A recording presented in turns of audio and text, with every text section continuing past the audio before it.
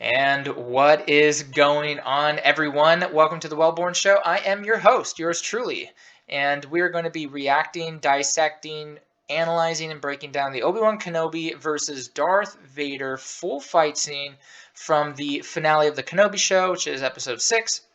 And personally, I hope it's the series finale. I am good with the Kenobi Show. I don't need more. I thought it ended on a high enough note to be satisfied. I think there's a ton of problems with it. A lot of bad acting, a lot of bad writing, a lot of bad choreography, a lot of bad directing, a lot of bad cinematography, but it ended on a high enough note that I'm pretty sure everyone in the fandom can, at worst, agree that it's a mediocre show. It would be difficult to make the argument that it's significantly below average, but I'm right around that average at best mark for the Kenobi Show, so I don't want to see my favorite characters, which are Obi-Wan and Vader, to be diluted any further, but it ends on a really amazing fight that we're going to go through. I have some problems with it, but overall, it satisfies. And I'm excited to go through it. So before we get started, be sure to like, comment, subscribe, and share this video. The YouTube guys love that stuff. So without further ado, going in 3, 2, 1, and let's go ahead and go through it, shall we? So right off the bat, I made a video about the fact that they lost a lot of amazing emotional weight to this fight scene by not having the music. The Imperial March really, really easily heard would have been a fantastic way to start this fight off, but nothing. You can hear it very faintly for a very, very split second. It's just a lost opportunity. Vader has a really hard time parking closer.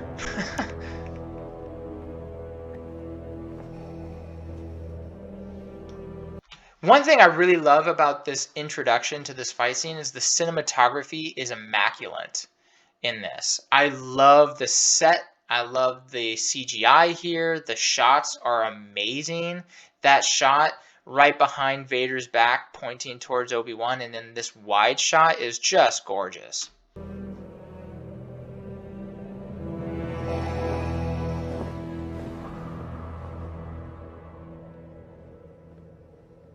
Have you come to destroy me, Obi-Wan? Nice to have James Earl Jones. I will do what I must. Yes. So, love that they go back into the Obi-Wan Kenobi, fighting stance. We all know and love this stance, right? Episode 3, the Clone Wars, and the Kenobi Show. It's a fantastic stance. It doesn't make any sense from a combat perspective, but it's his signature move, and it's great seeing him show up in that way again. It really shows that he's kind of got his mojo back. He's at least he's as good as he was from episode 3, as his base power set for this fight, which is kind of cool to see. Doesn't make a whole lot of sense on how he cut himself off for the Force for 10 years and then got it all back so quickly, but that's for a different video. Then you will die. I love that they go with that line rather than the one from episode 3, which is "you will try," because once he really makes this transformation to Vader, you hear that "then you will die" way more. The line from episode 3, "you will try," that's the only time you hear it, but you hear this line in Rebels, you hear this line here. You hear this line in the original trilogy, so it makes way more sense to have that line here. A lot of people on the internet are saying that they should have switched it. I strongly disagree with that because he has made this transformation, and it's kind of like Obi-Wan with the "hello there." It's a signature line for the Vader character, so it makes sense to use that line in this case.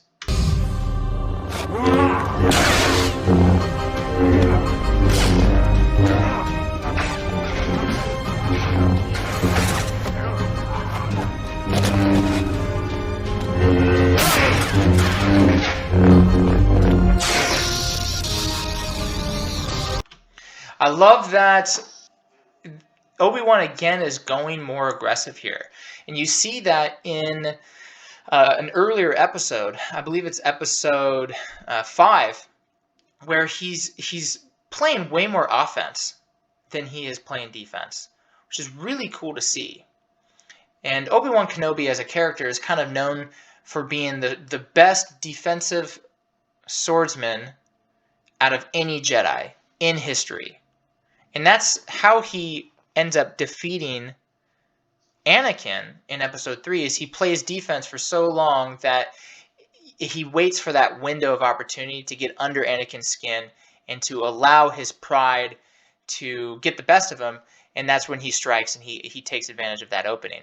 Now, if you break down the actual fight, there's tons of openings, but for the sake of cinematic fight scenes, it makes a lot of sense. But in this scene, he's playing a lot of aggression here, and I really like to see that. It's a nice spin on the character that you don't see typically, and you don't even see it in the original trilogy. He really plays more defense than that as well, so it's really, really cool to see.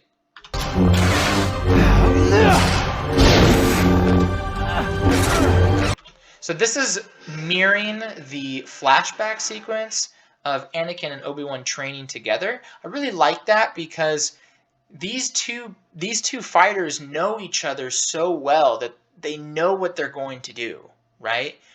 And they know how they fight, they know how they make decisions, and it's really nice to see that even though their paths have greatly differed over the last 10 to 15 years, that there's still that parallelism, there's still that symmetry, there's still those little pieces of that relationship that shows up naturally, even when they're trying not to be a part of one another's lives. You know, they're trying to kill each other. So it's really cool to see.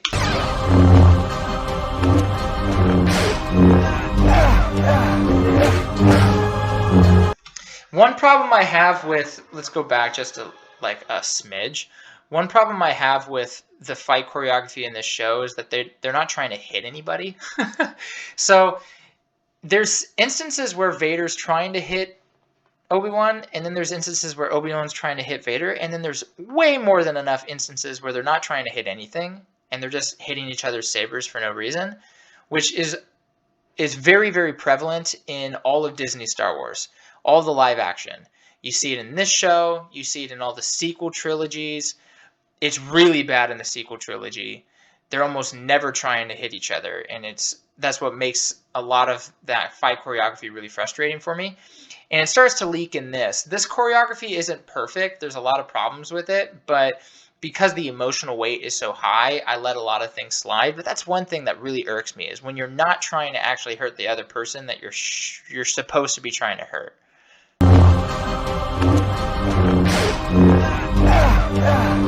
See, they're not even hitting. They're not even going for each other. Okay, I love this. So if you really pay attention to Vader here, he's starting to realize that Obi-Wan isn't going to be a pushover here. And you can see that by him having to re-grip his lightsaber, and he's fighting with two hands.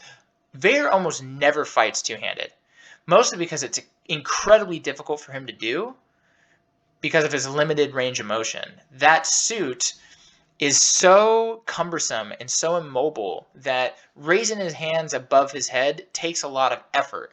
And holding his saber and getting good range of motion out of both hands at the same time is a very difficult thing for him to do. And he's realizing that he's going to have to bring his best to this fight because Obi-Wan came to play. Like, the dude showed up, right? And so you can see that when he grips the lightsaber. I think it's a really nice touch, whether they meant to or not. Hayden Christensen, I think, is in the suit for this fight scene, and he nails it here. Watch this. Right there, because Vader's not used to playing defense, right? He's playing a lot of defense in this fight. A ton of defense. When he goes after Jedi on his own, he plays all offense because no Jedi can touch him, right? When he fought Obi-Wan the first time, he played all offense. He dictated the pace and the flow and the direction of that fight because Obi-Wan just played defense in episode 3. Obi-Wan played defense in the first encounter in episode 3 of this show, right? He just protected himself because he didn't want to fight Vader. But now we're starting to see this new side of Obi-Wan kind of show up where he's ready to go, and Vader's not ready for it. It's really, really cool to see.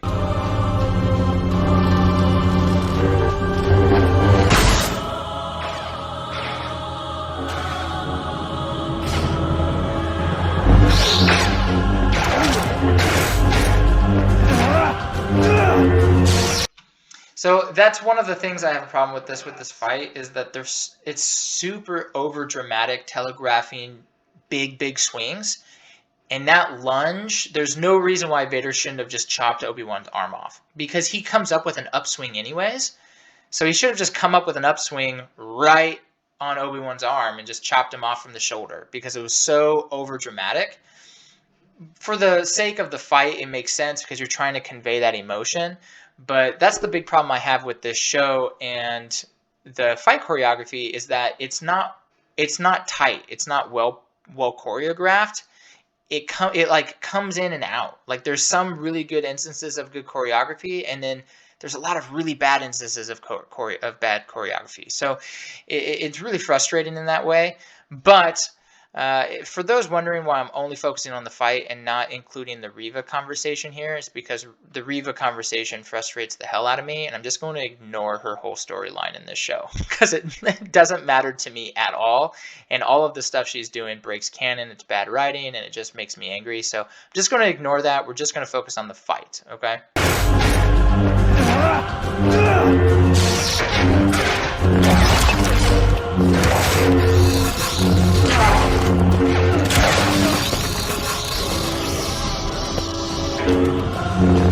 I love the rolls that he does in this scene. So he rolls, and then he rolls again.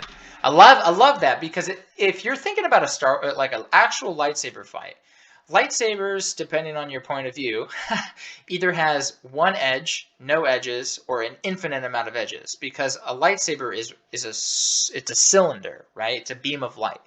So you can cut somebody from any angle. And because of that, it makes it incredibly difficult to dodge. If this was a real fight, it would be incredibly hard to not get hit at some point.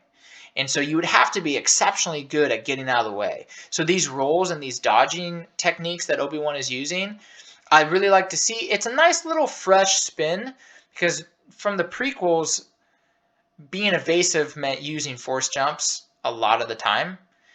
And although I would have loved to see a prequel style force jump in this fight scene, I think there's a specific instance where it would have been perfect.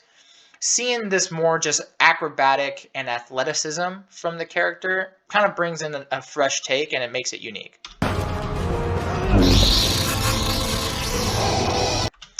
So Star Wars has a really big problem of lightsaber combat getting stuck in what's called the bind, which is two lightsabers holding against each other. There's so many things you can do when you're in the bind, but just standing there for no reason really frustrates me. So Vader has the upper hand here because his Obi-Wan's lightsaber is closer to the hilt, which means he has more mechanical advantage. So all Vader really needs to do is push down and away from him, and he could just strike Obi-Wan on the head. And there's not a whole lot of mechanical advantage or leverage that Obi-Wan has to where he could keep that from happening. But Star Wars is notorious for just being in the bind for no reason. Okay,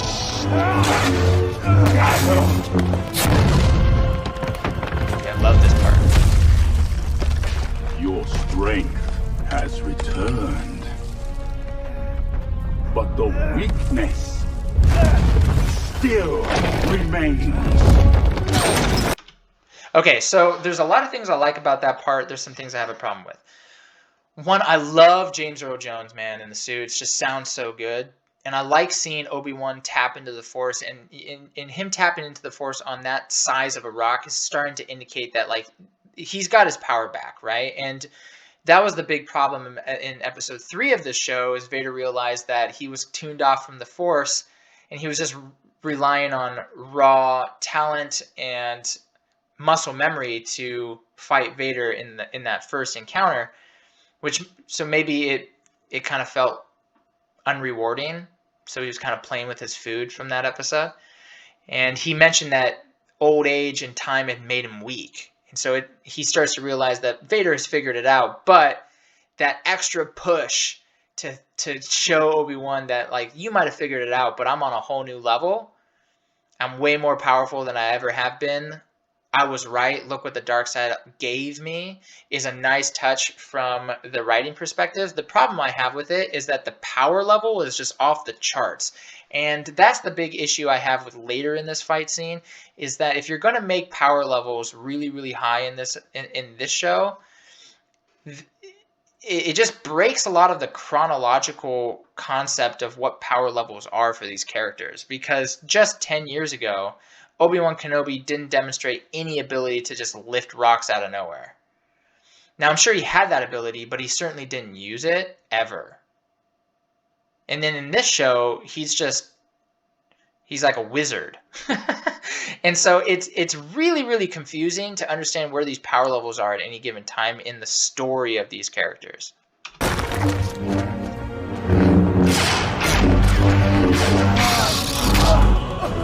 Okay, that makes a lot of sense. I love that block right here. And it's nice seeing Vader on the offensive now, because he's starting to understand how the fight can go and how he can control the fight. Look at that. That's a great defensive move. It's probably the fastest way for him to defend his backside there, based off how he's standing. He shouldn't be standing like that anyways, but for the sake of entertainment, that makes the most sense. More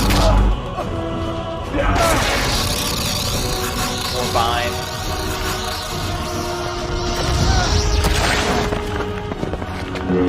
So Vader could have killed Obi-Wan right there.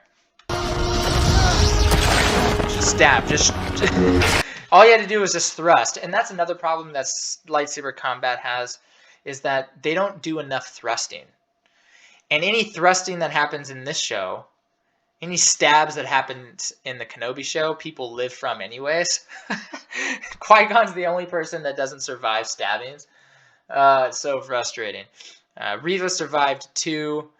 Kylo Ren survives 1. I mean, there's so many. Like, I mean, Darth Maul got cut in half. Qui-Gon's the only one that didn't survive a significant appendage being either removed completely or just being impaled by something. And that is why you will always lose. Okay, so the writing of that line doesn't make any fucking sense. Because Obi-Wan, I mean, I would be thinking to myself, what the fuck are you talking about? I won last time, bitch. Do you not see what you're wearing? Who do you think made you wear that suit for the rest of your life? Me. So I don't know where that line comes from, because he certainly did not win on the first encounter. Maybe he's talking about the one earlier in the show, but like, he didn't even count that enough to actually finish the job the first time. So why would you count it now? And that's another problem with this show, is that Vader is just incompetent. He doesn't know how to finish the job, because he doesn't finish the job here either. He just walks away.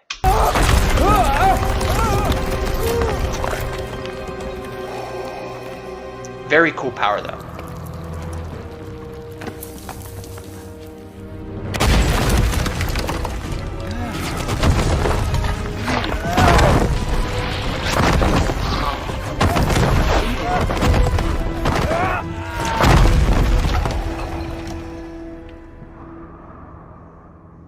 Did you truly think that you could defeat me?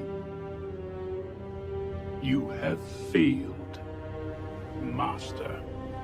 So that's really nice. So a lot of people say that he should have said the high ground joke. I think that would be kind of cheap and corny to be like, now who has the high ground? I think that would have been dumb. So I'm glad that they didn't do that. Maybe they considered it and came to that same conclusion. I think that line probably makes a little bit more sense. Do you really think that you could defeat me? Yes and no. Would be my response if I was Obi-Wan. Yes, because I've done it before. But also no, because I'm out of practice. But I knew I had to give it my best shot. Probably would have been my response.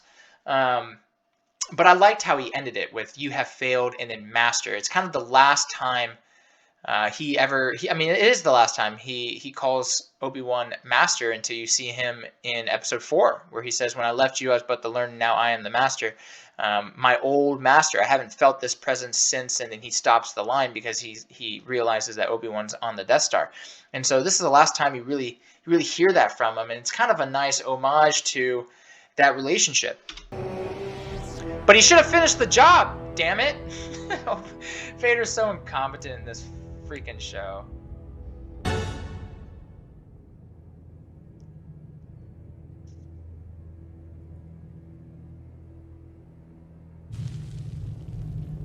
Loved seeing this force power start to shine through here.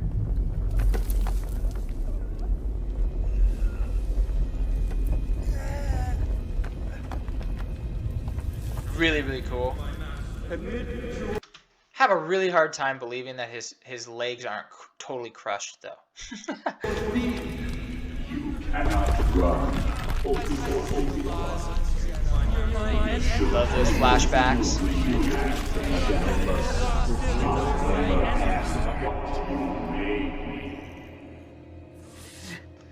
I love that I am what you made me. The problem I have with that though is later in this fight scene he says that you didn't kill Anakin Skywalker, I did. So it kind of still makes sense because you fried me, so you turned me into this machine. But he also killed his own self, so he's partly to blame, largely to blame, quite frankly, for wearing the suit. Okay, I have so many problems with this little flash scene. Obi-Wan's job is to protect Luke and to care for Luke. I understand that he's built a relationship with Leia, which arguably breaks canon. Depends on your perspective, I guess. But of course, Disney has this weird habit of just shitting all over Luke's character. They just, for some reason, don't like him and they don't respect him. And so this is just another instance where they just shove that down your throat. Don't like Luke. We don't like Luke. It's all about Leia. She's perfect. She's the greatest person in the galaxy. She should have been trained by Obi-Wan, not Luke. I just get so tired with this politics nonsense being shoved down my throat. It just feels like another instance in which that happens.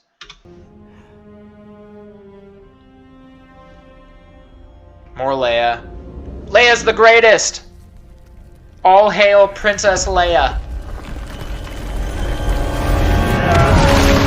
And before we go on, it also ruins Leia's arc because in episode 4 she's not nearly as competent as she is now.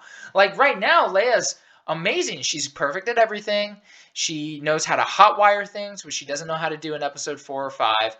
She isn't afraid of anything. She doesn't have any sort of issues or challenges, or anything that she can't overcome. But then you get to the original trilogy, and there's a ton of things she can't overcome. She is working on the Millennium Falcon in episode 5, right before the notorious kiss scene. She can't fix whatever she was working on. I forget what she was working on, but she can't fix it. So Han Solo comes in, and then they have that really emotional and one of the most iconic kissing scenes of all time. And then Han has to hotwire a door in episode 6.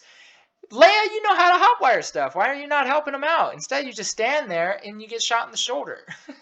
And so it ruins the arc of growth from Leia.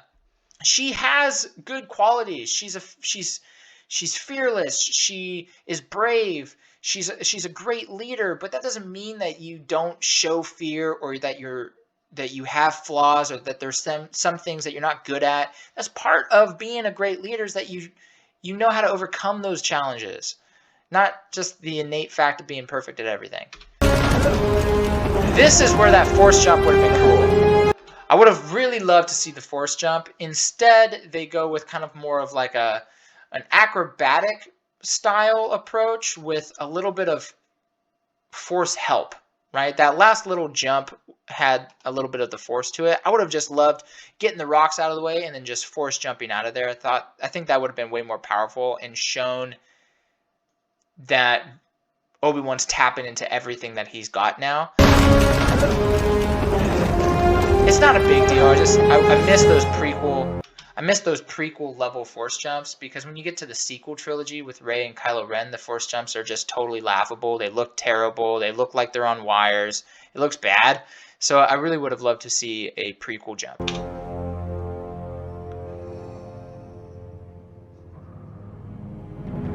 Should have used the Force theme there, though. What a letdown.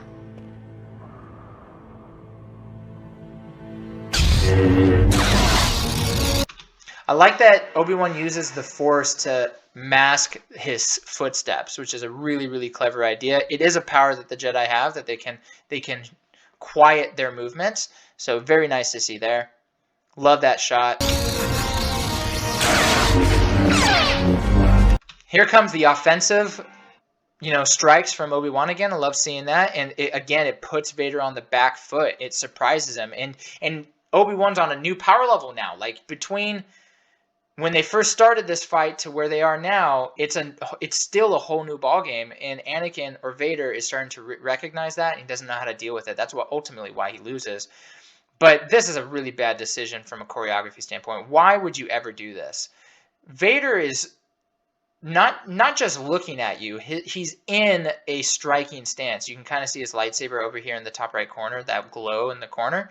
So there's no reason why he shouldn't just cut Obi-Wan in half. And Obi-Wan decides to put his lightsaber behind his back to transfer hands to come back on the other side. It makes no sense. And I don't know why anybody didn't catch that, because that's terrible. Look at this. It doesn't... Why would you do that? Okay, that's a flourish that you see Anakin do, which is a nice homage to Anakin Skywalker in Episode 3. And it protects your back, so if you're going to do a spin, which I don't think you should too often, if ever, if you're in an actual sword combat scenario, but if you are going to do a spin, that flourish behind your back covers your backside and keeps somebody from just stabbing you in the back any easier than it already would be. But it gives you a little bit of defense. Right here, that does defend your backside. Okay, have a problem with this. More Jedi and Sith should use the Force to block lightsabers. I mean, it's an OP move. Because what happens if you're two-handing a lightsaber and your lightsaber gets stopped by the Force? Well, then the opponent has a free hand with a lightsaber and can just cut you in half. And Vader totally could have just killed Obi-Wan right here, but just doesn't? Watch. And what's this lightsaber doing, buddy? He's got both hands on the saber. He's got no defense. You have a weapon. Nothing. One more time. Use the saber. Love it. Okay. I'm curious your thoughts on this, guys. I'm a fan from the perspective of it looks really dope. I'm not a fan from the perspective of it just throws the power level totally out of whack. It's so confusing, because you don't see this power show up again until Episode 9. And that's a long ways away. And so it doesn't make any sense for the power levels of this character to bring this kind of Force power. Something else could have been done. I can't think off the top of my head what should have been done to showcase a really proficient level in the Force for Obi-Wan. But I don't know if it was this particular power of lifting a bunch of rocks. Rey does this, I think, at the end of 8 or the beginning of Episode 9. I don't remember, because I hate those episodes. And it just throws me off. Rey also is like levitating in Episode 9, which is really frustrating, because you're too much of a wizard, and you're kind of breaking my barrier of disbelief here. But I think it looks really cool. I don't know if I think it should be in this fight scene necessarily, but it is really dope. And it's nice to see Obi-Wan step up his Force level to a whole new range, I suppose. And that's partly why Vader loses this fight, because he's on the back foot, he's on defensive, he doesn't know how to deal with this new Obi-Wan that he hasn't seen before, and it's really cool.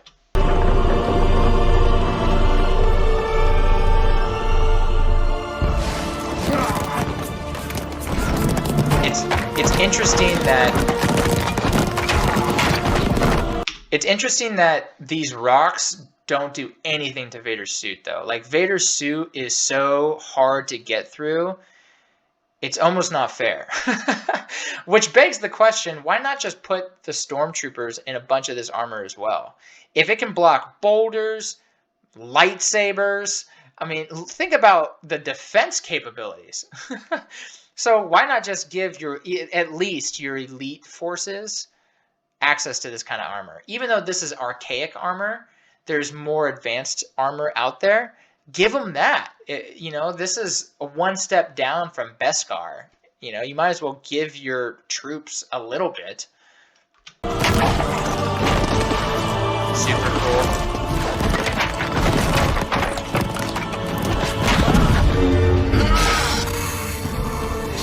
More two-handed Vader, because he like, this is a fight for his life right here. He realizes, like, this is the hardest battle I've ever had to fight in this suit, and it's really cool to see.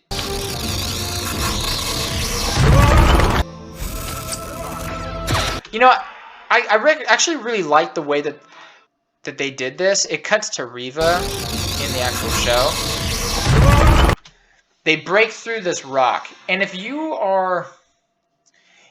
going to to the death with somebody, it's not going to be the prettiest. You're gonna crash into some stuff. So it's really nice to see them just barbarically move around this planet and run into this this big heap of stone here. It's kind of interesting that it just breaks, though. Like, how much force do you need in order to break a rock this size? Probably a lot. So wouldn't that have just, like, crushed Obi-Wan's lungs or something? I mean, maybe Vader can do it, because of his suit, but that's a lot of force that you have to exert to break a rock that much.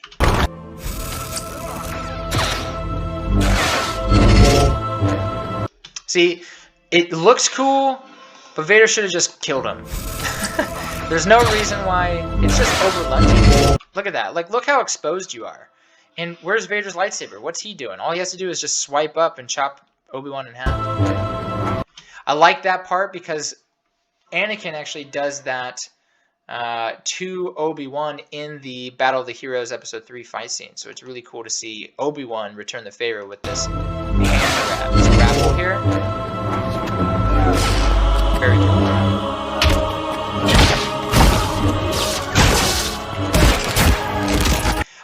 I love this. I really love seeing a different usage of the saber. You don't see a lot of that in Star Wars. You just see the blade work, but you get to see the hilt work in this, which is really, really cool. And you can see the weakness start to shine through from Vader's suit. Like, he has a glaring weak spot. If you can hit the voice box that's also in control, controls the breathing apparatus, you can get a pretty substantial leg up. So I don't know why there hasn't been more Jedi try to use the Force on that box. If you just crush it, probably would hinder Vader substantially. And so it's nice to see Obi-Wan at least have that foresight. But at the same time, if you have the time to hit somebody with the hilt of something, you also have the time to just rotate your wrist, and you could chop Vader in half vertically this way. So instead of just hitting with the butt of the lightsaber, just flip your wrist over and hit him right in the head. But it looks really cool, and it sets up this next scene. I love hearing the wheezing. You can tell that Anakin is exhausted. This armor is heavy. I can't breathe well anymore because my breathing box is fucked up. Here comes Obi-Wan to return the favor with a rock to the face. There's the breathing. Love that. I love the dodge because it's a very telegraphed move from Vader, and then he gets hit in the back. And thankfully, he's got that armor that would protect him enough. keeps him from getting chopped in half. But I'm sure that he got a little bit of it. I'm sure that he has to tend to that wound later.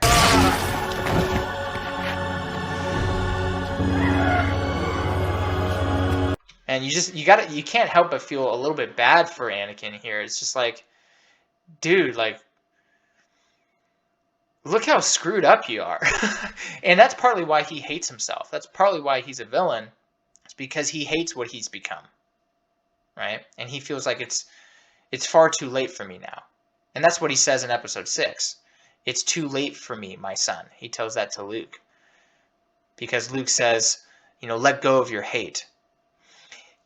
Unfortunately, I think the Kenobi show missed the mark in that sense. So in episode 6, Luke is trying to convert Darth Vader back to the light side, turn him back into Anakin Skywalker, and says, I feel the conflict within you, let go of your hate. And Vader says, Obi-Wan once thought as you do. You don't know the power of the dark side. And I would have loved to have seen a little bit of justification for that line show up in this show. Because, and I'll point it out to you when we get to the end of this fight scene, because it always leaves me wanting. Like episode 6, that specific line always leaves me wanting a little bit. I think they tied a lot of loose ends up in episode 4. I haven't felt this presence since, and then he cuts off in episode 4. Hopefully he's talking about this fight scene. I don't want to see another fight scene between the two. I think this is perfect the way it is. Leave it that way. Or when I left you, I was but the learner. Now I am the master. Like there's so many things that Obi-Wan has taught Vader just in this show about how much more he still needs to grow as a proficient fighter, as a proficient tactician, and Obi-Wan outthinks him pretty much the entire show without having to fight him. And then when he does fight him, he outthinks him and outfights him again. And so when I left you, I was but the learner. Now I am the master. The circuit is now complete. Makes a lot of sense from the show. It misses that line in episode 6. What they could have done is, at the beginning of this, Obi-Wan is sitting on his ship, kind of okay with the fact that he's going to go into a fight to the death, right? He's at peace with the idea. He knows that it's either him or Vader. Instead, he should have tried to talk to Qui-Gon's ghost and said something like, there's got to be a way for me to fix this. There's got to be a way for me to help him. There's got to be a way for me to turn him back. There's got to be a way for me to connect with Anakin. Some sort of throwaway line would have been a little bit better, and it maybe would have been enough to connect that dot to episode 6. Love seeing that force push. So cool. Let's go back and see it again. Boom! I love it.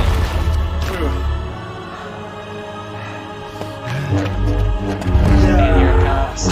Nice. I like that Vader tries to hit Obi-Wan here. He tries to hit Obi-Wan here, and he misses. He comes up short, and that's because of the way that Obi-Wan is standing, or at least floating. You can't reach his legs. Obi-Wan, is kind of in this cumbersome position, so Vader can't reach him. I like that they didn't just have Vader stand there to get hit with a lightsaber. So good on them for doing that. I liked the Force Push because it really reminds me of the fan film. If you haven't seen it, I don't remember what it's called, but it's the way that the episode 4 fight scene between Ben Kenobi and Vader should have gone, and it's amazing. Hands down, the best Star Wars lightsaber fight I've ever seen. It's so good. If someone said that was your favorite lightsaber fight scene, I wouldn't have anything to argue with because it's so good. My favorite personally is the Battle of the Heroes because there's so much emotional weight to it. But if you said that was your favorite fight scene is that fan film, I wouldn't have anything to argue with because it's so phenomenal. And there's a force push that Obi-Wan or Ben does to Vader in that just towards the end of the fight scene. And Vader's cape is flapping in the wind. And it's very, very cool to see. And you can see that show up here, which is really dope. Right there. He slides and the cape is flapping in the wind. It's very, very cool. So he hides his feet and gets him. Very dope. And Vader's just, he's dead.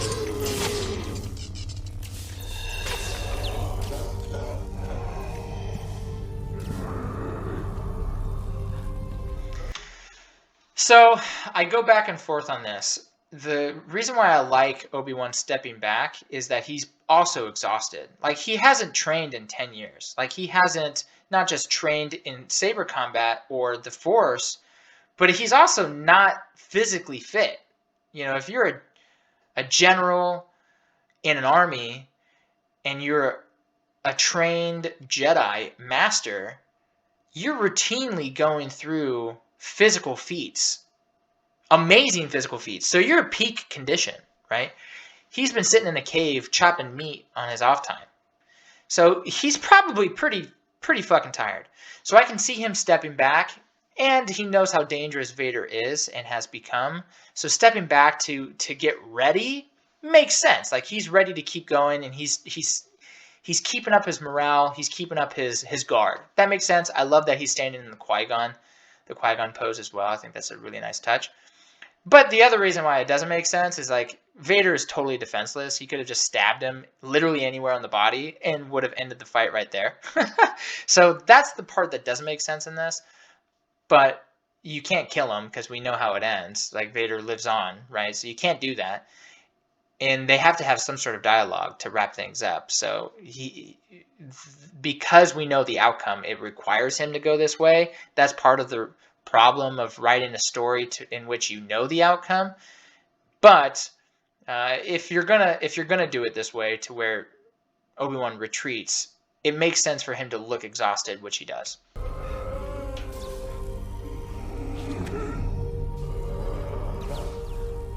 The wheezing. Obi-Wan looks old there. I like it.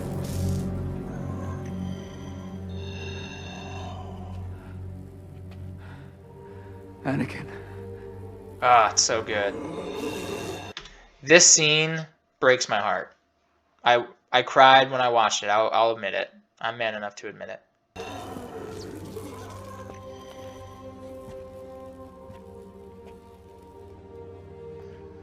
Anakin's gone. I am what remains.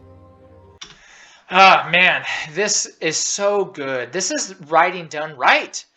Where was this the whole show? And that's it's so frustrating. If you watched episode 3, episode 5, and episode 6, that's really all you need to watch in this show to be somewhat satisfied with this story arc. There's just so much wasted dialogue, so much wasted writing, so much bad character development with Reva, and not enough Vader, not enough Obi-Wan in terms of their relationship to one another, because they're telling the Reva story that no one gives a shit about. But this is so powerful. He screams out for Anakin. He's like, Anakin. He's just devastated. He's sad. He can see his brother, right, through the mask, which is nice. And they stole it from Rebels. And actually, I think Rebels actually stole it from Starkiller. I think. I don't remember. It's been so long since I've played that game. But I think Starkiller does this to Vader in that game. I want to say he does. But in any case, they definitely steal it from Rebels. John Filoni and Dave Favreau. Or Dave Filoni and Jon Favreau. But he sees his friend for the first time in 10 years. He knows he's there. It says Anakin. Just heartbroken. And he stands up, wheezing, exhausted, angry. Anakin is gone. I am what remains. And you can hear that merge between Anakin's voice, Hayden Christensen, and James Earl Jones's Vader voice. You can hear both, and then you can hear a merge of the two, which is so well done. It's so well put together.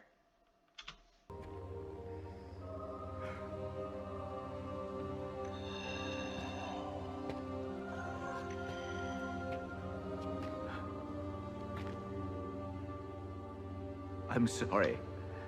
And he just says, I'm sorry. Like, Anakin's gone. I'm what remains. Talking about me, Vader.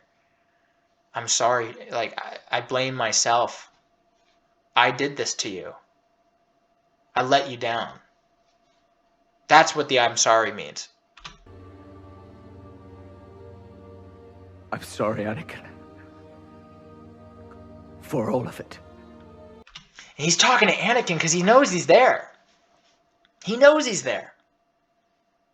Right? And he's apologizing for everything. I'm sorry how I trained you. I'm sorry for the way I treated you. I'm sorry for not listening to you. I'm sorry for the Jedi letting you down. I'm sorry for being so dogmatic, so narrow-minded. I'm sorry for not supporting you. I'm sorry for judging you. I'm sorry for frying you. I'm sorry for the fact that you felt that you needed to go down this path in order for you to protect your family instead of me stepping up and being there for you and coming together as a family to tackle that fear of yours and that problem with Padme. I'm sorry that we weren't there for you, right? That's what he's saying. I'm sorry for everything.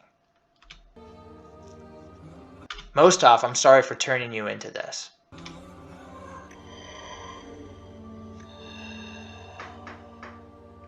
I am not your failure, Obi-Wan. I am not your failure is from Anakin's voice, and then Obi Wan, right? From James Earl Jones. So good. You didn't kill Anakin Skywalker.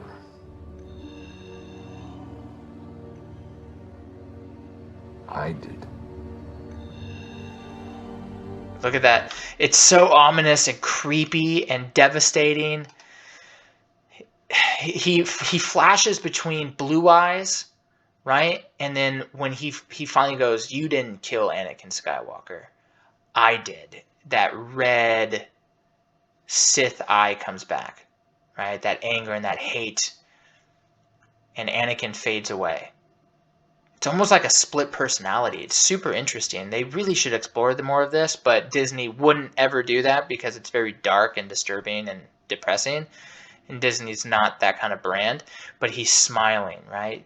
It's so good. I did. I did. And it's juxtaposed with the color of the sabers too, right?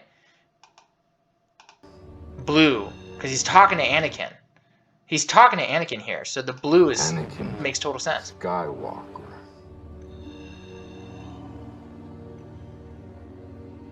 I did. There's the red eye. See the blue, right? Because you're talking to your friend here, the good guy, the Jedi, the friend, the brother, the family member, right? But then Anakin is shoving that deep down. He's bringing Vader up, and he's killing Anakin right in front of him. Those little glimpses that Obi-Wan's trying to appeal to, Vader is killing in the moment. It's really cool to see. But this is a lost opportunity.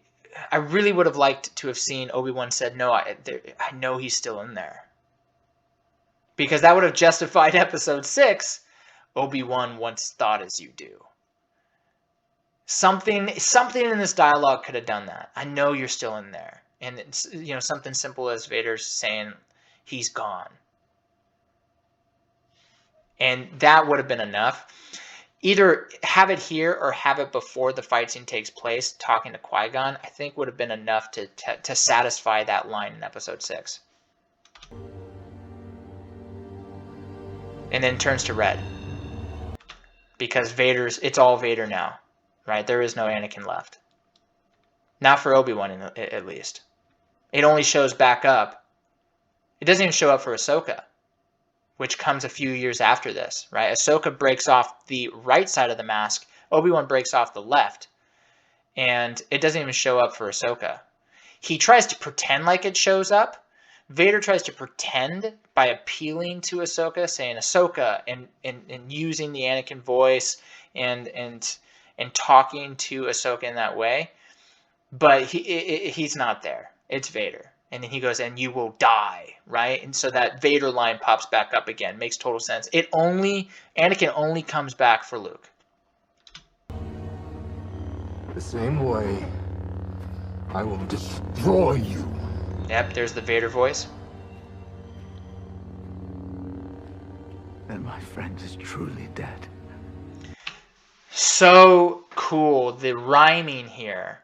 This is Star Wars rhyming done well. It's really, really nice seeing that parallelism with that line, my friend is truly dead. Then my friend is truly dead.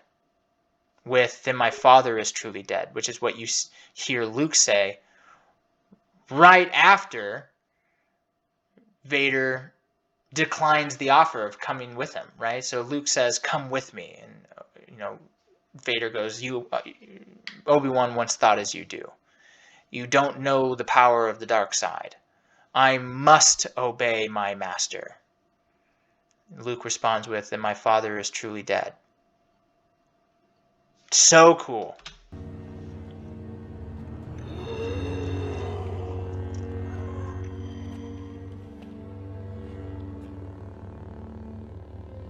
Goodbye,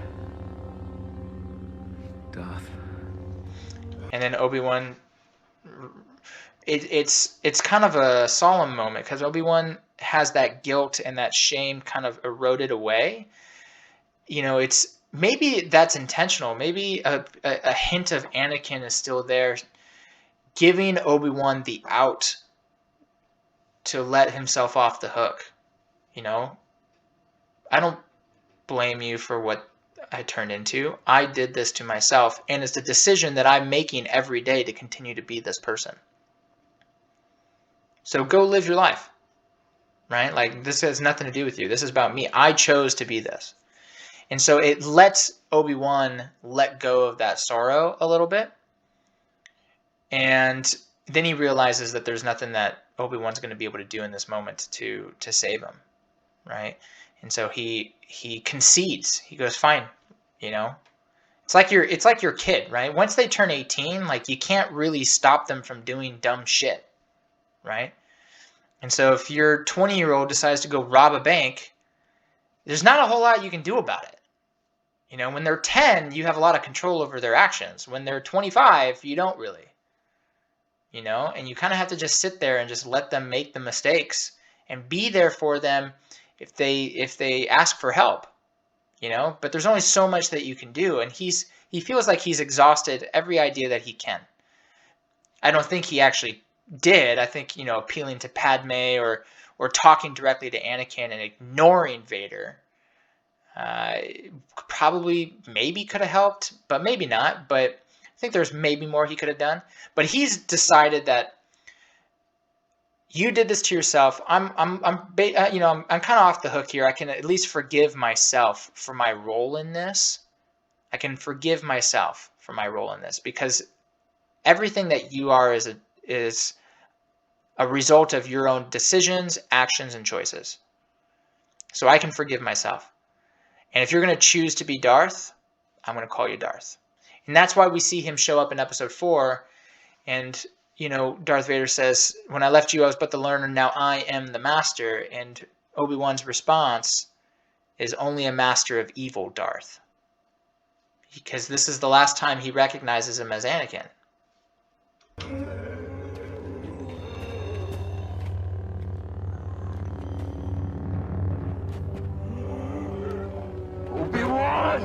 Oh, it's so good. Way better than the no from episode 3. That was really bad. This is really good because you can hear the anguish, you can hear the anger, you can hear the sorrow. It's so much better. I love this part of this scene. But everyone who dies from this point on is on Obi-Wan's head. If you want Obi-Wan to feel guilty about anything, he should feel guilty about all the people that are going to die because Obi-Wan decided not to finish the job. That's a huge problem with these Disney Star Wars shows and movies, is that nobody finishes the job. Nobody dies from the result of other people anymore.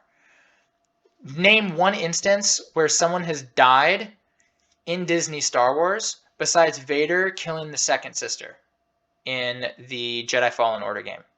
Name one. Doesn't happen here. Doesn't happen in this show. Vader doesn't kill the third sister, Reva.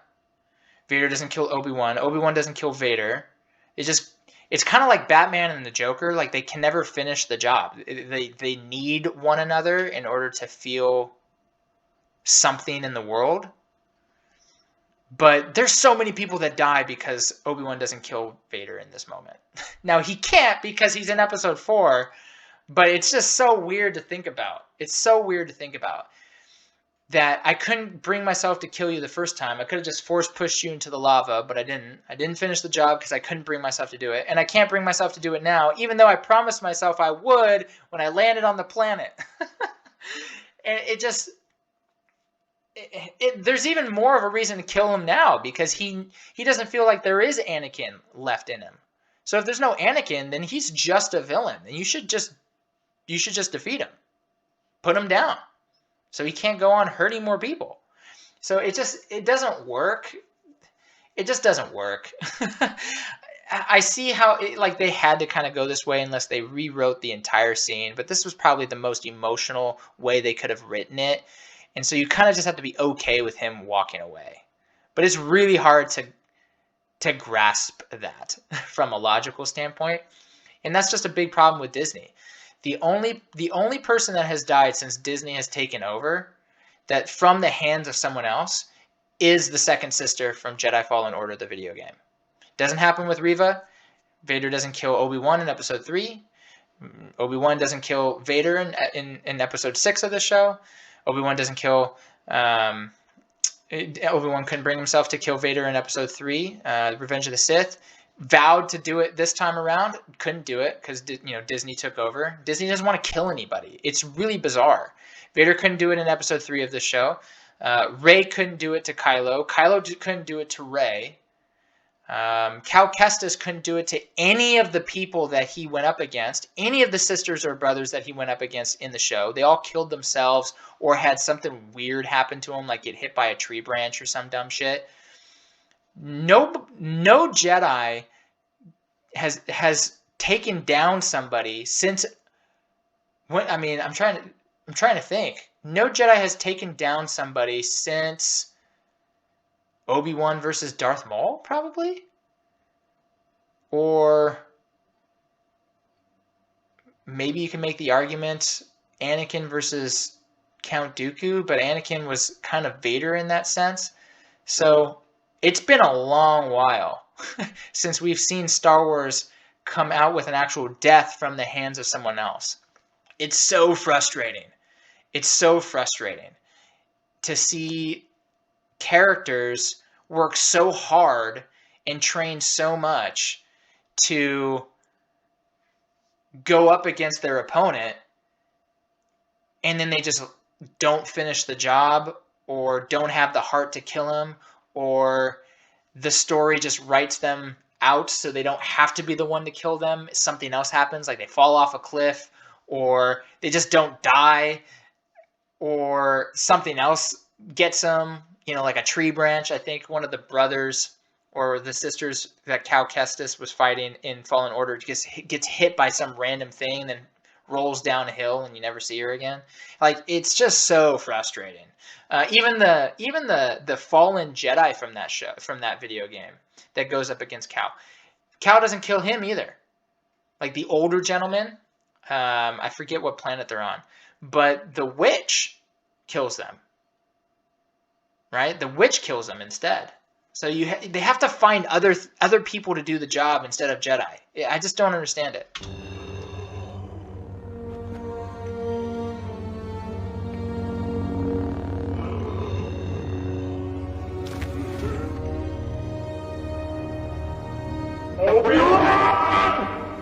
So good. He flies away. Don't know where the Star Destroyer is. Like, where's the ship? Why are we just letting Obi-Wan get away? Aren't you in orbit? Like, where's Vader gonna go? Oh, Jesus. That's another problem with this show. For a whole new conversation, though. It's like, where's everybody in orbit? Like, everybody can just escape. And I think that's it, right? Yeah, that's it. Alrighty, so what did you think? Let me know in the comments below. Long freaking video, over an hour. This is a long video. Like, comment, subscribe, and share. I am talked out, and I will see you in the next Wellborn show. Thanks.